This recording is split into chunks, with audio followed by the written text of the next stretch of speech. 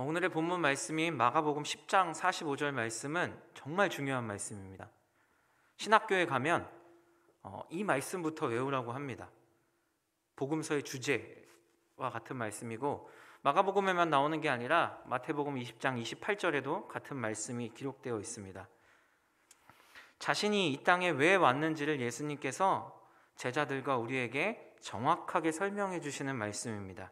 인자가 온 것은 섬김을 받으려 함이 아니라 도리어 섬기려 하고 자기 목숨을 많은 사람들을 위한 대속물로 주기 위해 이 땅에 오셨다고 예수님은 이 말씀을 통해 알려주고 계십니다. 예수님은 이 말씀을 통해 자신이 이 땅에 온 이유와 자신이 어떤 사역을 하고 있는지를 요약해서 제자들과 우리에게 말씀해주고 계신 것입니다. 여러분, 오늘은 사순절 네 번째 주일입니다. 이 말씀을 통해 이미 알고 있지만 예수님께서 왜 이 땅에 오셨는지를 우리 마음과 우리의 삶에 더 깊이 깨닫고 그 삶에서 예수님이 오신 그 의미를 바르게 알고 그 의미대로 살아갔으면 해서 이 말씀을 함께 나누어 보려고 합니다. 여러분, 예수님께서 이 땅에 왜 오셨을까요? 알고 계시죠? 그가 오신 이유라는 찬양이 있습니다. 거기 가사에 보면 이런 가사가 있죠. 죽어야 살고 져야만 승리하는, 여러분, 죽어야 살고 져야만 승리하는 그 나라를 하나님 나라라고 합니다. 예수님께서는 하나님 나라를 우리에게 소개해 주려고 오셨습니다. 그 의미가 무엇인지 그것을 나누어 보도록 하겠습니다. 마가복음 10장 45절 말씀을 한 단어씩 그 의미를 살펴보도록 하겠습니다. 예수님은 이 말씀에서 자신을 뭐라고 소개하고 있죠? 여러분, 성경을 보시기 바랍니다. 바로 처음에 나오죠. 인자. 여기서 말하는 인자가 바로 예수님입니다. 예수님은 이 말씀에서 자신을 인자라고 칭합니다. 여러분, 인자의 뜻이 뭐죠? 인자, 사람, 이 사람의 아들. 쉽게 말하면 어떤 의미냐? 이 호칭에 담긴 의미는 인자, 사람의 아들이란 뜻으로 하나님의 대비되는 본질상 죽을 수밖에 없는, 변하기 쉽고 죄인인 사람을 가리키는 말입니다. 인자. 그런데 여러분, 생각해 보시기 바랍니다. 하나님, 성령님, 예수님, 이 삼위일체 하나님, 예수님은 삼위일체 하나님이십니다. 그런데 자신을 인자, 사람이라고 칭하셨습니다. 왜 그러셨을까요? 이유가 있습니다. 다니엘서 7장 13, 14절에 이런 말씀이 나옵니다. 다니엘서 7장 13절, 14절 말씀을 제가 읽어드리겠습니다. 내가 또 환상 중에 보니 인자 같은 이가 하늘 구름을 타고 와서 옛적부터 항상 계신 이에게 나아가 그 앞으로 인도되매 그에게 권세와 영광과 나라를 주고 모든 백성과 나라들과 다른 언어를 말하는 모든 자들이 그를 섬기게 하였으니 그의 권세는 소멸되지 아니하는 영원한 권세요 그의 나라는 멸망하지 아니할 것이니라. 예수님의 시대에 많은 유대인은 다니엘서에 언급된 인자, 이 인자가 이 땅에 와서 사람들을 심판하는 신적 존재라고 믿었습니다. 인자라는 표현을 하나님이 보내실 메시아, 이 메시아라고 생각한 겁니다. 그러니까 예수님이 자신을 인자라고 말한 것은 어떤 의미일까요? 예수님께서 다니엘서에서 말하는 인자, 즉 메시아, 이 메시아가 되신다는 겁니다. 즉 메시아가 바로 자신, 나라고 예수님께서 자기 스스로를 소개하며 마가복음 10장 45절, 마태복음 20장 28절에서 모두에게 선포하시고 계신 겁니다.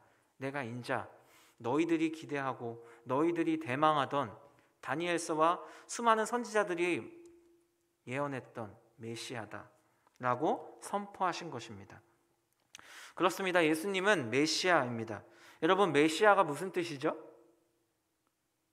이게 아무렇지도 않게 메시아란 말을 우리가 너무나 쉽게 쓰는 경향이 있는데, 메시아는 기름 부음 받은 자라는 뜻입니다. 기름 부음 받은 자. 헬라어로 메시아를 뭐라고 할까요? 여기 모르는 분 아무도 안 계십니다. 헬라어로 메시아 뭘까요? 예수? 네, 그리스도가 바로 메시아와 같은 의미입니다. 원래 여러분, 예수 그리스도의 이 그리스도는 이름이 아닙니다. 직명입니다. 임명이 아니고 직명입니다. 예수님이 직함이죠. 예수님의 직함이 바로 히브리어로는 메시아, 헬라어로는 그리스도입니다. 이 직함이 원래는 구약 시대에는 하나님의 선한 뜻을 수행할 수 있도록 하나님께서 친히 선택하고 기름 부어 구별하여 세운 왕과 제사장과 선지자, 이 사람들에게 적용되는 용어였습니다. 제사장과 선지자, 왕이라는 직함에 적용되는 용어가 바로 메시아였습니다. 다윗 시대를 지나면서 이상적인 왕이자 인류가 대망하는 유일한 구세주로서의 메시아 개념이 구체화되기 시작했고, 신약 시대에 이 직명이 구세주 예수 그리스도를 가리키는 데 쓰이면서 이 메시아 곧 그리스도는 예수님이라는 고유명사가 된 것입니다. 아셨죠? 그리스도라는 말, 메시아라는 말은 이름이 아닙니다. 예수님의 직함이죠. 예수님이 우리의 대제사장이 되시고 왕이 되시고 선지자가 되시고 이 삼중직을 감당하시는 유일한 구세주라는 것을 이 메시아, 그리스도라는 이 직명이 알려주는 겁니다. 그럼 왜 삼위일체 하나님이신 성자 예수님께서 직접 메시아의 사명을 감당하기 위해 신적 권위를 버리고 나약한 인간의 모습으로 이 땅에 오신 걸까요? 여러분 생각해 보시기 바랍니다. 다른 종교에 신이 인간이 된 종교가 있나요? 인간이 신이 된다고 말하는 종교는 많습니다. 하지만 신이 인간이 된 종교는 기독교가 유일합니다. 왜 오셨을까요, 이 땅에? 예수님은 오늘 우리가 읽은 마가복음 10장 45절에서 이 땅에 오신 이유를 밝혀 말씀하고 계십니다. 섬기기 위해 오셨다. 예수님은 하나님께 하늘과 땅의 모든 권세를 부여받았습니다. 예수님은 그 권세로 세상의 통치자들처럼 자신이 만든 피조물들에게 군림하기 위해 오신 게 아닙니다. 섬김을 받으러 오신 것이 아닙니다. 예수님은 도리어 자신이 만든 피조물들을 섬기러 이 땅에 오셨습니다. 여러분, 섬김 무슨 뜻일까요?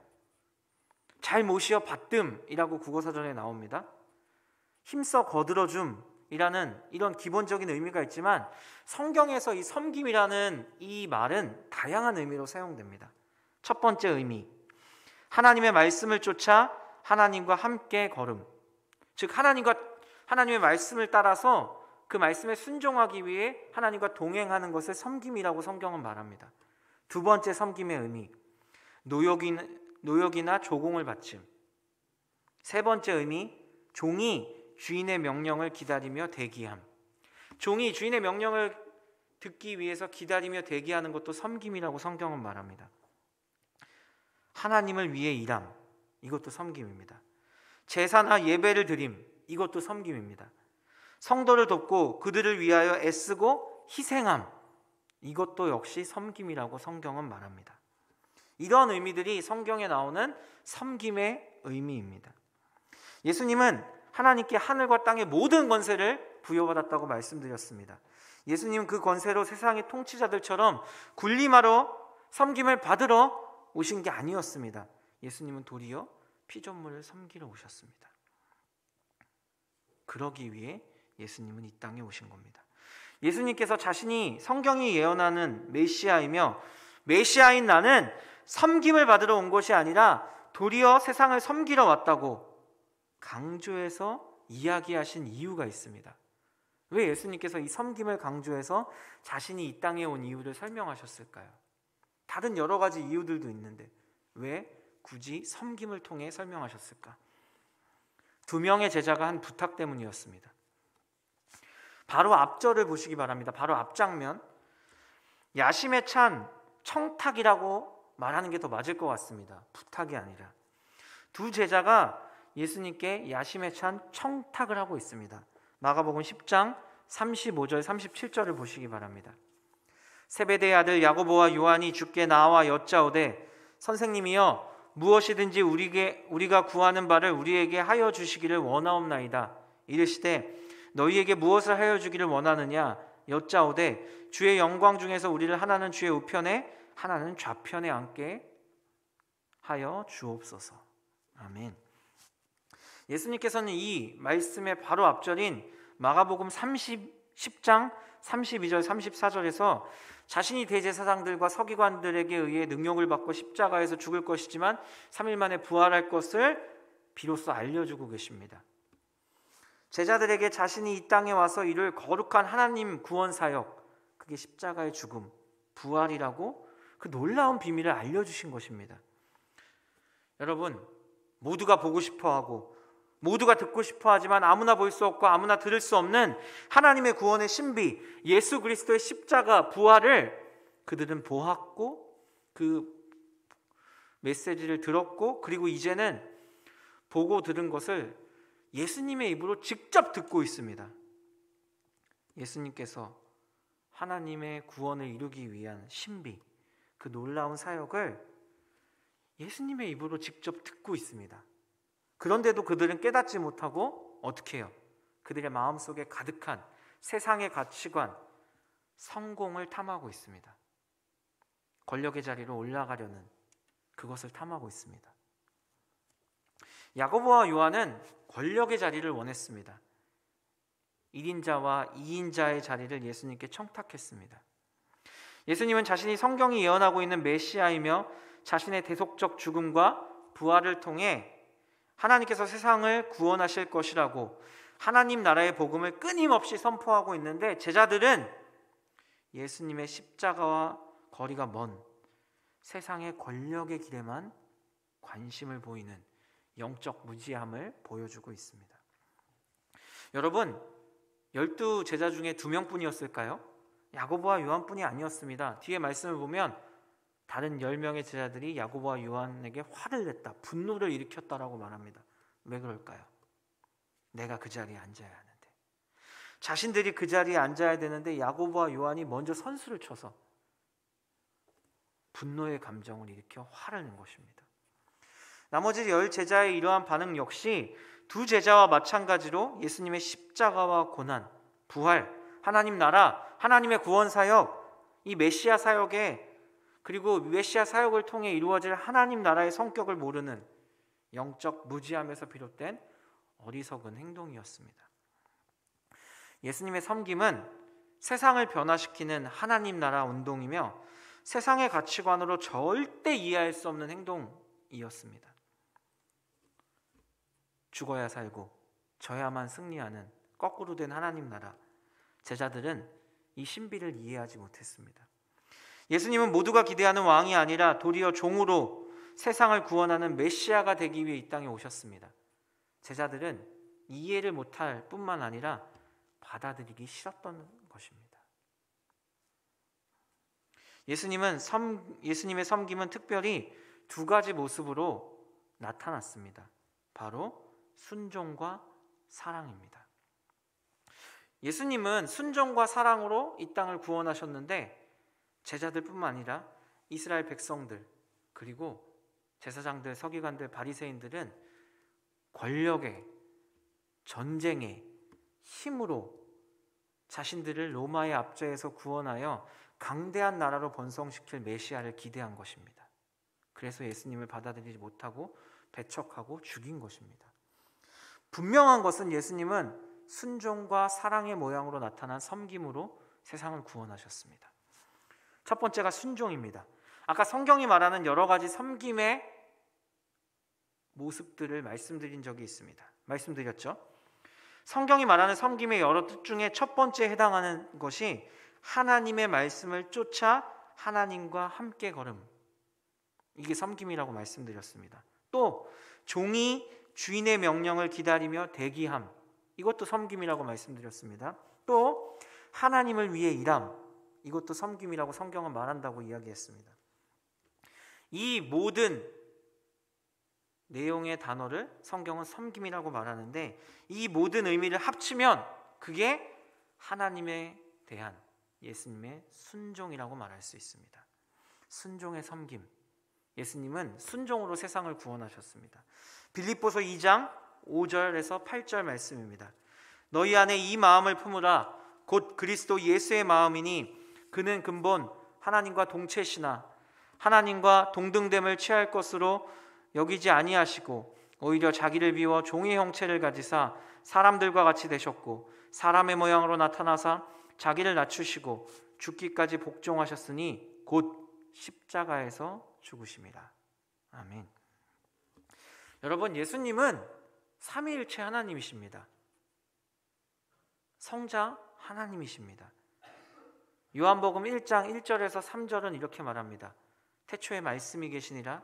이 말씀이 하나님과 함께 계셨고 이 말씀이 뭘 했다고요? 세상을 창조했다.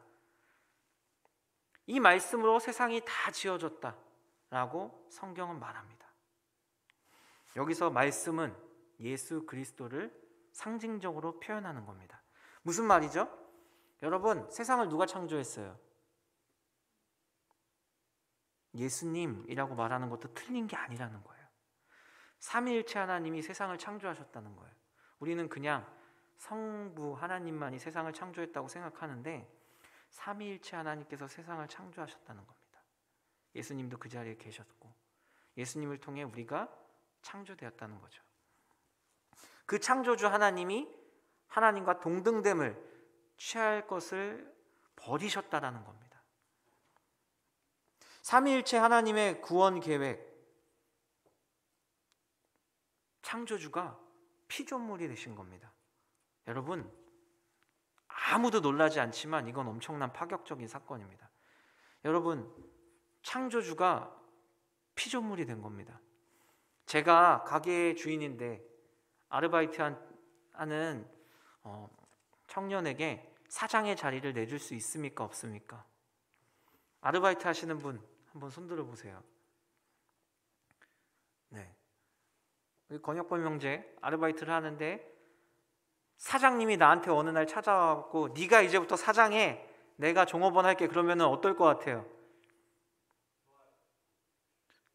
엄청 좋겠지만 저 말도 안 되는 소리 한다라고 생각하겠죠? 여러분, 우리는 이게 말이 안 된다고 생각합니다. 그런데 창조주가 피조물이 됐어요. 이건 왜 말이 안 된다고 생각하지 않으십니까? 왜 놀라지 않으십니까? 여러분, 이거 엄청난 파격적인 겁니다. 이 파격적인 것이 하나님의 구원 계획입니다. 공의와 사랑을 완전히 만족시켜야만 인간을 구원할 수 있습니다. 공의와 사랑, 지난주에 말씀드렸죠. 그러기 위해서 예수님이 이 땅에 오신 겁니다. 죄인은, 인간은 절대 스스로의 죄를 속죄할 수 없습니다. 왜? 여러분, 구약의 제사법에 보면 흠이 있는 제물은 하나님께 드릴 수 있어요, 없어요? 없단 말이에요. 죄가 있으면 내 죄를 스스로 속한 죄물이 될 수 없습니다. 하나님께, 죄인은 하나님께로 나아갈 수가 없어요. 그러니 우리의 죄를 속하기 위해선 대신할 대속 제물이 필요한 겁니다. 그런데 여러분, 인간은 다 죄인이죠. 죄가 없는 인간이 있나요? 나는 태어나서 단 한 번도 거짓말을 하지 않았다. 여러분, 손 들어보세요. 그 손을 드는 순간 거짓말하는 겁니다. 그렇죠? 여러분, 마찬가지로 죄가 없는 인간은 없습니다. 그러니까 인간은 스스로 죄를 속할 수가 없는 거예요. 그렇기 때문에 하나님께서 예수님을 보내주신 겁니다. 죄가 없는 창조주가 스스로 피조물이 되어 인간의 죄를 속하기 위해 이 땅에 오신 겁니다. 그래야만 하나님의 공의, 죄가 없는 자가 죄를 속할 수 있다는 하나님의 공의, 그리고 하나님의 사랑을 모두 만족시키고 완전한 구원을 이루어낼 수 있기 때문입니다.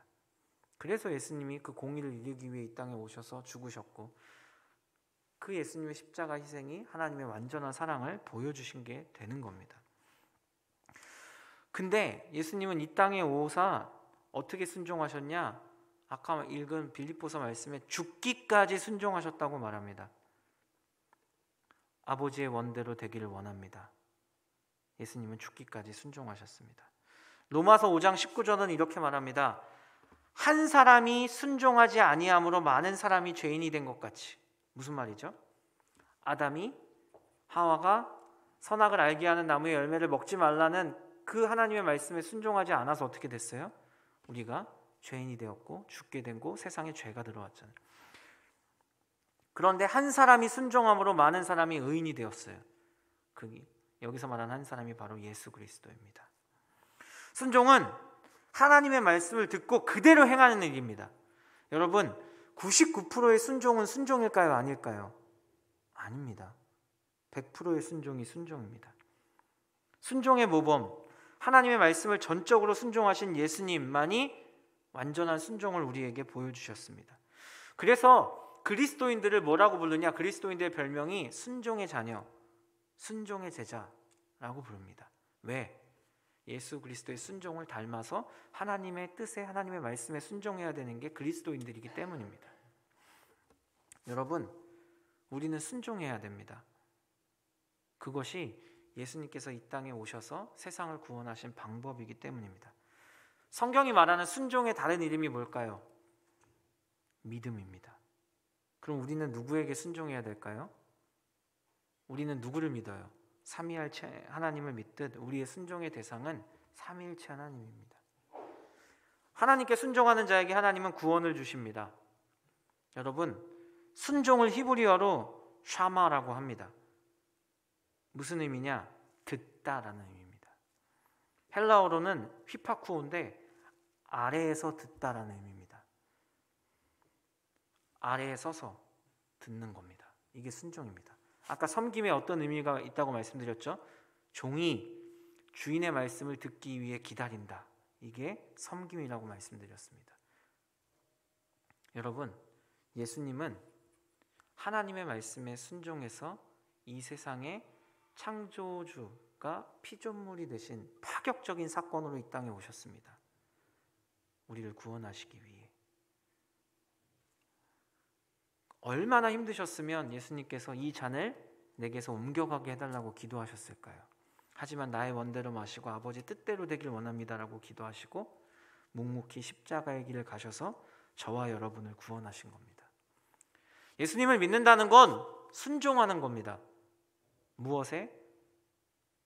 하나님과 하나님의 말씀에.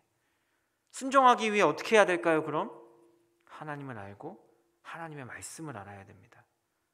순종의 다른 이름이 뭐라고요? 믿음. 여러분, 성경을 읽지 않으면 예수님을 믿는 게 아닙니다. 성경 말씀대로 살지 않으면 믿음이 있다고 말할 수 없는 겁니다. 이것을 꼭 기억하셨으면 좋겠습니다. 예수님이 세상을 구원하신 섬김의 방법은 바로 순종입니다. 두 번째 방법은 사랑입니다. 로마서 5장 6절에서 8절 말씀. 우리가 아직 연약할 때에 기약대로 그리스도께서 경건하지 않은 자를 위하여 죽으셨도다. 의인을 위하여 죽는 자가 쉽지 않고 선인을 위하여 용감히 죽는 자가 혹 있거니와 우리가 아직 죄인 되었을 때에 그리스도께서 우리를 위하여 죽으심으로 하나님께서 우리에 대한 자기의 사랑을 확증하셨느니라. 여러분, 하나님이 우리를 사랑하는지, 하나님이 나를 사랑하는지 의심이 들 때가 있죠. 내 뜻대로 무언가 되지 않을 때, 어려움이 올 때, 그러면 십자가를 바라보시면 됩니다. 십자가가 하나님이 우리를 얼마나 사랑하시는 엄청난 증거가 됩니다. 자기가 죽은 거예요. 하나님이 직접 나를 살리기 위해 생명을 바치신 겁니다. 하나님이 세상을 이처럼 사랑하사 독생자를 주셨으니 이는 그를 믿는 자마다 멸망하지 않고 영생을 얻게 하려 하십니다. 예수님께서 기도하시며 고통스러워하셨습니다. 예수님께서 십자가에서 얼마나 고통스러워하셨습니까? 그런데 그렇게 하나님께 부르짖었을 때 하나님께서 왜 침묵하셨을까요? 여러분 생각해 보세요. 하나님께서 십자가의 방법이 아니고 예수님의 그 절규와 고통 가운데 몸부림치는 모습을 보시고 다른 방법으로 구원하실 수 있어요, 없어요? 있는데, 있죠. 인간의 지혜로 이해할 수 없는 또 다른 방법이 있을 수도 있죠. 생각은 안 나지만. 그런데 왜 그렇게 하셨을까요? 십자가 밑에 저와 여러분인 우리가 있었기 때문이에요. 하나님은 예수님을 보신 게 아니라 그 십자가 밑에 있는 죽어가는 우리를 보시고 예수님의 그 고통에 침묵하신 거예요. 죽게 하신 거예요. 왜? 예수님을 버리고 우리를 택하기 위해 그렇게 하신 겁니다. 그게 하나님의 최고의 본질, 사랑입니다. 하나님이 우리를 먼저 사랑하셨다고 분명히 성경은 말합니다. 사랑하지 아니하는 자는 하나님을 알지 못하나니 이는 하나님은 사랑이심이라. 하나님의 사랑이 우리에게 이렇게 나타난 바 되었으니 하나님이 자기의 독생자를 세상에 보내심은 그로 말미암아 우리를 살리려 하심이라. 사랑은 여기 있으니 우리가 하나님을 사랑한 것이 아니요 하나님이 우리를 사랑하사 우리 죄를 속하기 위하여 화목제물로 그 아들을 보내셨음이라. 예수님께서 섬김으로 세상을 구원하셨다고 말씀드렸잖아요. 섬김의 마지막 뜻 뭐라고 말씀드렸죠? 자신을 희생함. 그게 섬김이라고 이야기했습니다. 하나님께서 우리를 너무나 사랑하셔서 예수님을 보내 예수님을 희생하게 하셨고 예수님께서도 스스로 자신을 희생하셨습니다. 그게 사랑입니다. 그 사랑이 세상을 구원한 겁니다. 여러분, 이 사랑은 하나님과 인간관계의 필수적인 요소입니다. 피차 사랑의 빛 외에는 아무에게도 아무 빛도 지지 말라. 남을 사랑하는 자는 율법을 다 이루었느니라. 간음하지 말라, 살인하지 말라, 도둑질하지 말라, 탐내지 말라 한 것과 그 외에 다른 계명이 있을지라도 내 이웃을 내 자신과 같이 사랑하라 하신 그 말씀 가운데 다 들었느니라. 여러분, 무슨 말이죠? 하나님을 사랑하고 이웃을 사랑하라는 이 사랑의 계명 안에 모든 것들이 다 들어있다는 겁니다. 우리가 왜 예배드리고, 우리가 왜 열심히 살아가고, 우리가 왜 우리 이웃들을 섬기고 그들의 고통에 같이 눈물 흘리고 기도하고 아파하죠? 하나님을 사랑하고 하나님이 이웃을 사랑하라고 말씀하셨기 때문입니다. 그런데 성경은 최고의 사랑이 있다라고 우리에게 말합니다. 친구를 위해 목숨을 버리는 게 최고의 사랑이라고 성경은 말합니다. 예수님은 우리를 위해 목숨을 버렸습니다. 여러분, 옆에 있는 사람들, 친한 친구들을 위해 목숨을 버릴 수 있습니까?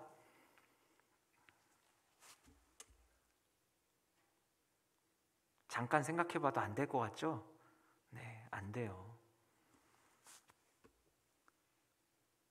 그렇기 때문에 그게 최고로 가치 있는 사랑이라고 말합니다. 그런데 사람이 아니라 창조주 하나님이 우리를 위해 자기의 목숨을 버린 거예요. 예수님의 십자가, 그 사랑은 신적 사랑입니다. 그래서 아가페라는 말이 있는 거예요. 무조건적인 사랑.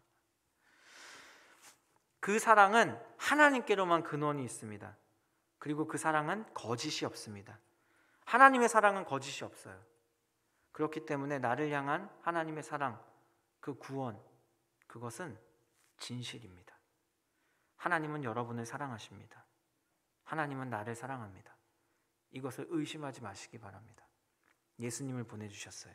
더 어떻게, 더 얼마나 증명을 해야지 하나님이 여러분을, 하나님이 나를 사랑하는 걸 믿으시겠습니까? 받아들이시겠습니까? 십자가는 우리를 향한 하나님의 사랑이며 또한 동시에 율법의 완성입니다. 율법에 많은 계명들이 있는데 아까 말씀드린 것처럼 결국은 하나님 사랑과 이웃 사랑입니다. 그리고 하나님께서는 우리를 향해 끝없는 짝사랑을 보여주시는데 십자가를 통해 딱 정점을 찍으신 거예요. 프로포즈를 하신 거죠. 내가 너를 사랑하니 이렇게 사랑한다. 너도 나를 사랑하고 우리 다시 관계를 회복하자. 참 어리석고 미련한 고집이 바로 예수님의 십자가에 나타난 하나님의 사랑입니다. 여러분, 세상에 지혜가 있다고 말하는 많은 사람들이 예수님의 십자가가 미련한 것이라고 믿지 못했어요. 그 당시에 대제사장들, 서기관들, 바리새인들, 그 똑똑한 사람들이 예수님을 믿지 못한 이유, 예수님이 십자가에서 죽었기 때문이에요. 구약 성경에 뭐라고 나오죠? 나무에 달린 자는 저주를 받은 거다. 자기들의 머리, 자기들의 지식, 자기들의 생각으로 하나님의 구원, 그 사랑을 이해하려고 했기 때문입니다. 받아들이셔야 됩니다. 경험하셔야 됩니다. 세상의 지혜는 자기 자신만을 향한 사랑이지만 하나님의 사랑, 십자가는 자신뿐만 아니라 타인을 향한 사랑입니다. 이것을 꼭 기억하셔야 됩니다. 그렇기 때문에 십자가가 저 밑에 부분은 나, 저 윗부분은 하나님, 그리고 좌우는 평등한 이웃의 사랑을 말하는 것이죠. 여러분, 이것을 꼭 기억하시기 바랍니다. 예수님은 사랑이라는 섬김으로 우리를 구원하시기 위해 이 땅에 오신 것입니다. 우리의 삶의 목표는 십자가가 되어야 합니다. 섬김입니다. 순종과 사랑이라는 섬김이 되어야 합니다. 그럼 우리는 하나님의 자녀로 하나님 나라에서 영원히 살 수 있습니다. 이 섬김을 복음이라고 말할 수 있습니다. 그리고 구원을 회복이라고 말할 수 있습니다. 무엇이 회복되는 거죠? 하나님의 자녀로 우리가 회복되는 것입니다. 여러분, 이걸 꼭 기억하셔야 됩니다. 여러분, 예수님의 십자가는 세상 사람들이 보기에 미련한 것입니다. 그 섬김도, 그 순종도, 그 사랑도 멍청한 것입니다. 그런데 여러분 보시기 바랍니다. 세상의 가치관이 붙잡고 있는 건 뭐죠? 돈과 명예와 권력이죠. 그런데 여러분, 그 모든 것은 결국 하나님이 주시는 겁니다. 우리가 하나님의 자녀로 회복되는 게 먼저지, 그것을 먼저 가치관을 가지고 탐하는 게 먼저가 아니라는 것을 꼭 기억하셨으면 좋겠습니다. 세상의 가치관에 따라 살려고 몸부림치면 괴로움과 고통뿐입니다. 왜? 예수 그리스도의 십자가의 길과 다른 방향으로 가기 때문입니다. 예수님은 말씀하셨죠. 내가 곧 길이요 진리요 생명이니 나로 말미암지 않고는 아버지께 올 자가 없다. 그리고 내가 가는 길은 좁은 길, 십자가의 길이라고 말씀하셨습니다. 돈을 벌지 말라는 말도 아니고 명예와 권력의 자리에 가지 말라고, 올라가지 말라는 얘기도 아닙니다. 우리의 방향성, 우리의 목적, 예수님이 이 땅에 오신 이유를 우리는 반드시 명확하게 바르게 이해하고 있어야 됩니다. 그것은 섬김, 하나님의 말씀과 뜻에 순종하는 것이고 하나님을 사랑하고 이웃을 사랑하는 것입니다. 그게 예수님이 이 땅에 오신 이유, 우리를 구원하신 방법, 그리고 우리가 이 땅에서 살아가야 될 우리의 삶의 목적과 목표임을 사랑하는 여러분 꼭 기억하시고 섬김으로 예수 그리스도를 닮아가는 우리 모두가 되길 주님의 이름으로 간절히 축원합니다.